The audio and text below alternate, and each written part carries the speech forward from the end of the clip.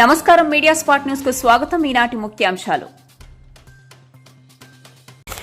అనంతపురం జిల్లా రాప్తాడు సిద్ధం సభ ప్రాంగణాన్ని పరిశీలించిన రాష్ట్ర విద్యుత్ అటవీ భూగర్భ గనుల శాఖ మంత్రి పెద్దిరెడ్డి రామచంద్రారెడ్డి. ఈ సందర్భంగా మీడియాతో మంత్రి పెద్దిరెడ్డి రామచంద్రారెడ్డి మాట్లాడుతూ రాప్తాడులో సిద్ధం సభను ఎన్నికల సభగా నిర్వహిస్తున్నాం. వైఎస్సార్ పార్టీ శ్రేణులకు ఈ సభ ఒక మంచి సందేశాన్ని ఇస్తుంది. రాష్ట్రంలోని ప్రజలందరూ వైఎస్సార్ పార్టీనే ఖచ్చితంగా తిరిగి కోరుకుంటారు.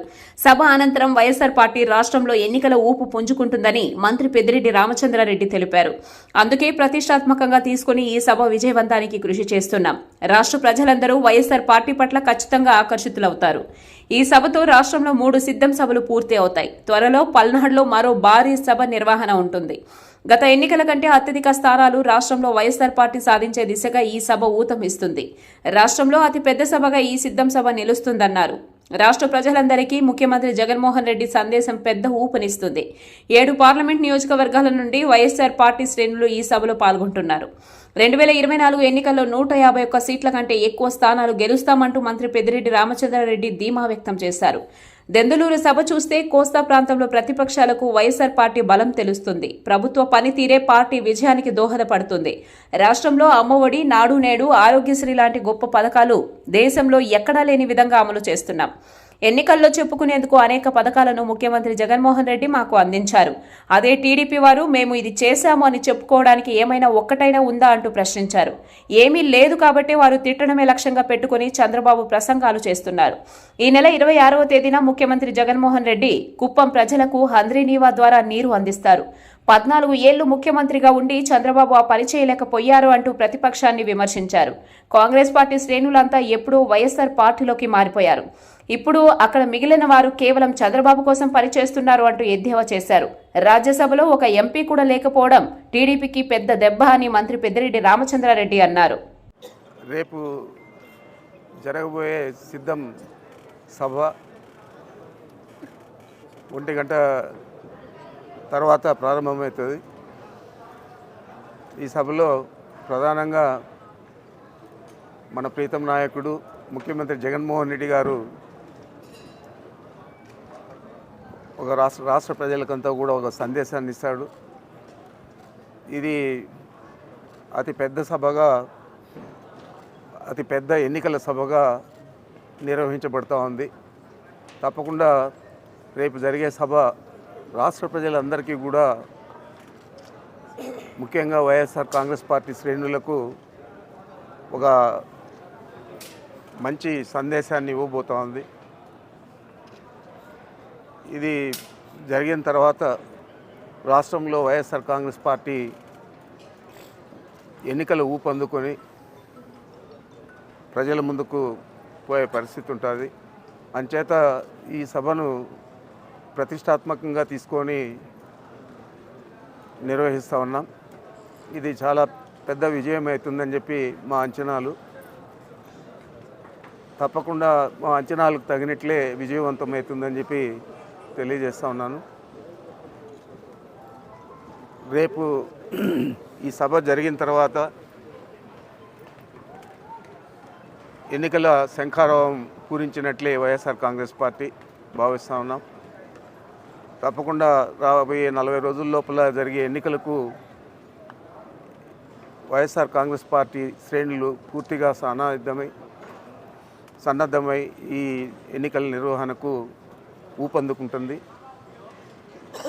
ఉత్తేజాన్ని ఇచ్చేదే కాకుండా మా అంచనాలు కూడా ఎక్కువగా ఈ రాష్ట్ర ప్రజలందరూ కూడా ఆకర్షితులవుతారని భావిస్తూ ఉన్నాం.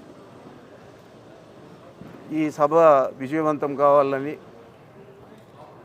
మా మాదిరే మీరు కూడా కోరుకోవాలని చెప్పి మీడియా మిత్రులందరినీ కూడా కోరుకుంటా ఉన్నాను. ఈ సభ విజయవంతమైన తర్వాత రాష్ట్రంలో 3 ప్రాంతాలలో ఈ సిద్ధం సభలు పూర్తి అవుతాయి. 4వ ప్రాంతంలో తిరిగి మళ్ళా పల్నాడులో జరగబోతుంది.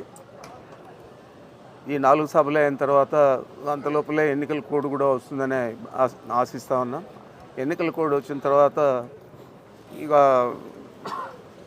ఈ ఉత్తేజాన్ని ఎన్నికల దాకా తీసుకుపోయే విధంగా వైఎస్ఆర్ కాంగ్రెస్ పార్టీ నాయకులు, వైఎస్ఆర్ కాంగ్రెస్ పార్టీ కార్యకర్తలు, శ్రేణులందరూ కూడా పనిచేస్తారు. తప్పకుండా గత ఎన్నికల్లో వచ్చిన రిజల్ట్స్ కంటే కూడా ఎక్కువగా స్థానాలు పొందడానికి ఈ సభ ఊతమిస్తుందని చెప్పి భావిస్తూ ఉన్నాం. మరి ముఖ్యమంత్రి గారు ఇవ్వబోయే సందేశం కూడా రాష్ట్ర ప్రజలకు అందరికీ కూడా దశ నిర్దేశాన్ని చేస్తుందని చెప్పి భావిస్తూ ఉన్నాం. మరి ఈ కార్యక్రమం అతి పెద్దదిగా ఎన్నికల ముందు నమోదయ్యే పరిస్థితి ఉంది కాబట్టి రేపు తప్పకుండా ఈ సభ రాష్ట్ర ప్రజలందరికీ ఒక అంచనాలకు మించి, వారు అనుకున్న అంచనాలకు మించి నిర్వహించబడుతుందని చెప్పి తెలియజేస్తా ఉన్నాను. మరి ముఖ్యమంత్రి గారు ఇచ్చే సందేశం కూడా ఎన్నికలను ఉద్దేశించే ప్రధానంగా ఉంటుంది కాబట్టి తప్పకుండా వారి సందేశం కూడా రాష్ట్ర ప్రజలందరికీ కూడా ఒక మార్గదర్శకంగా చెప్పుకోవచ్చు.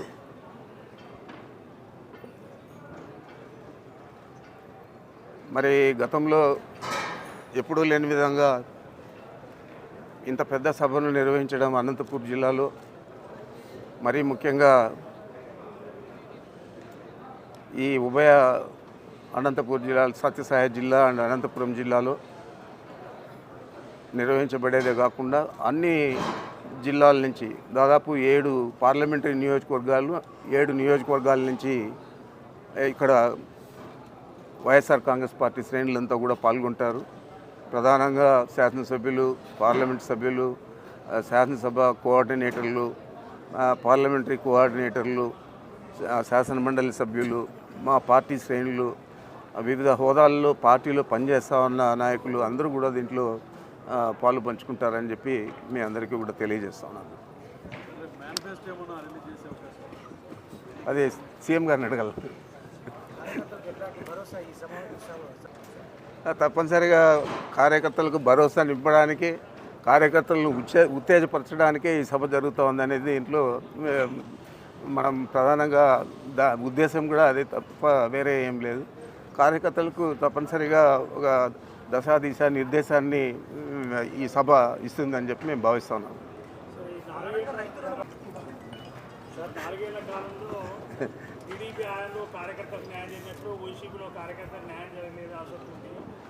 అది సీఎం గారు ఇచ్చే ఉపన్యాసంలో తప్పనిసరిగా కార్యకర్తలను ఉద్దేశించి కూడా వారు ఒక సందేశాన్ని ఇస్తారు.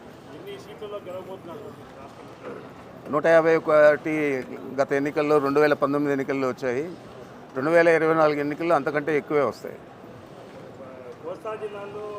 చూశారు కదా, దెందలూరులో జరిగిన సభ ఎవరు కూడా ఊహించలేదు కదా.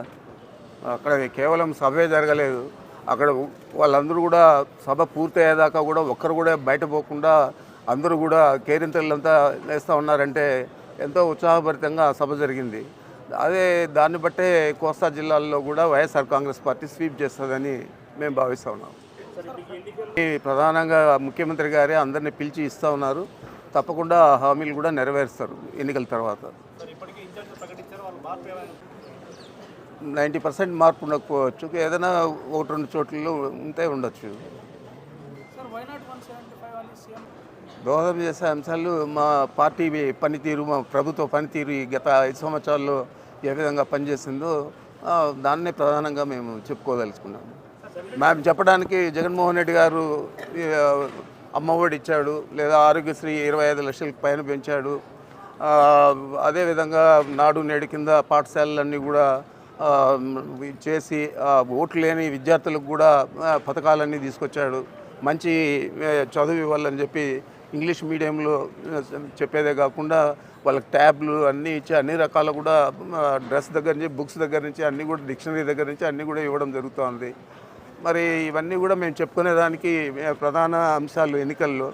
కానీ తెలుగుదేశం పార్టీ వారు మీరు చూస్తూ ఉన్నారు, కేవలం తిట్ల పురాణంతో మా పార్టీ శ్రేణులను, మా ముఖ్యమంత్రి గారిని, మా మంత్రి మండలిని తిట్టే కార్యక్రమం పెట్టుకున్నారు తప్ప వారు మేము పలాంది చేశాము, చంద్రబాబు నాయుడు నేను ఫలానా పథకాన్ని ఈ రాష్ట్ర ప్రజలకు ఇచ్చాను, ఫలాని ప్రాజెక్టు నేను పూర్తి చేశానని చెప్పుకోవడానికి ఏది కూడా లేదు. కాబట్టి 14 సంవత్సరాలు ఆయన ముఖ్యమంత్రిగా పనిచేసినా కూడా ఈరోజు ప్రధానంగా మేము ఈ 5 సంవత్సరాల్లో మా ముఖ్యమంత్రి గారు చేసిన విషయాలన్నీ కూడా ప్రజల దగ్గరికి తీసుకుపోతాం. ప్రజలకు కూడా తెలుస్తాం తేడా. కేవలం తిట్టే తప్ప ఇంకేది కూడా తెలుగుదేశం పార్టీ శ్రేణులు ఏది కూడా చేయడం లేదు.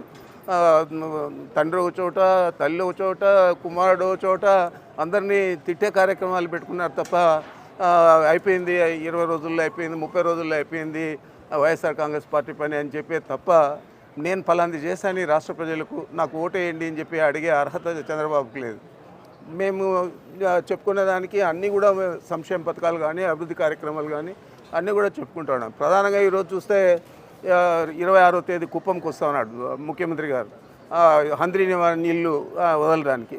14 సంవత్సరాలు ఆయన హంద్రీనివా కాలువను కూడా తోకలేదు. అది కూడా ఈరోజు మన ముఖ్యమంత్రి గారే పూర్తి చేసి దాన్ని ప్రారంభించడానికి కూడా వస్తూ ఉన్నారు. మరి ఇలాంటి విషయాలన్నీ కూడా ప్రజల ముందుకు తీసుకెళ్తాం. మేము ప్రధాన అస్త్రం మాది అభివృద్ధి, సంక్షేమం. వారిది తిట్ల పురాణం తప్ప ఇంకేది లేదు. దీన్ని కంపేర్ చేసుకునేదానికి కూడా ప్రజలు ఆసక్తి చూపుతారు. కాబట్టి తప్పకుండా మంచి ఫలితాలు, మా ప్రభుత్వం చేసిన పనులకు మంచి ఫలితాలు వస్తాయని చెప్పి మేము భావిస్తూ ఉన్నాం. కాంగ్రెస్ పార్టీ ఉంటే కదా డ్యామేజ్ అయ్యేదానికి. కాంగ్రెస్ పార్టీ ఎక్కడ ఉన్నది? ఈ రాష్ట్రంలో ఎన్మాస్గా కాంగ్రెస్ పార్టీ శ్రేణులంతా కూడా వైఎస్ఆర్ కాంగ్రెస్ పార్టీలోకి వచ్చాయి. ఒకరో ఇద్దరు మిగిలిపోయిన వాళ్ళంతా కూడా వాళ్ళు ఏదో వాళ్ళ పర్సనల్ అజెండాలు వాళ్ళు పనిచేస్తూ ఉన్నారు తప్ప పార్టీకి, కాంగ్రెస్ పార్టీని బ్రతికించాలని ఎవరు కూడా పనిచేయడం లేదు. ఇది కూడా ఒక రకంగా చంద్రబాబుకు దోహదపడే విధంగా, ఆయనకు సహాయకారిగా ఉండే విధంగా కాంగ్రెస్ పార్టీలో ఇప్పుడున్న నాయకులందరూ పనిచేస్తూ ఉన్నారు. ఆ విధంగానే షర్మిలమ్మ గారు కూడా పనిచేస్తూ ఉన్నారు. మరి ఏమంటారు దాన్ని సంకేతంగా? తప్పనిసరిగా ఈ మొన్న రాజ్యసభ యునానిమస్ కావడం కానీ, రాజ్యసభలో ఒక పార్లమెంట్ సభ్యుడు కూడా, రాజ్యసభ సభ్యుడు కూడా లేకపోవడం కానీ తెలుగుదేశం పార్టీకి చాలా పెద్ద దెబ్బ అని చెప్పుకోవచ్చు. మరి ఇదే పద్ధతిలో కొనసాగితే ఈ ఎన్నికల తర్వాత 2024 రాబోయే 40-50 రోజుల్లో జరిగే ఎన్నికల తర్వాత తప్పనిసరిగా Telugu Desam party కనుమరుగవుతుంది.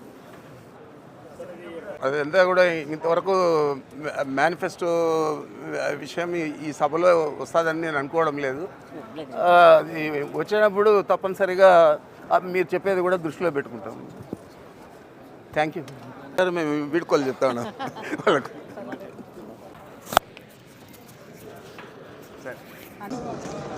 Sir sir mic please, side పెట్ట మైక్ ప్లీజ్.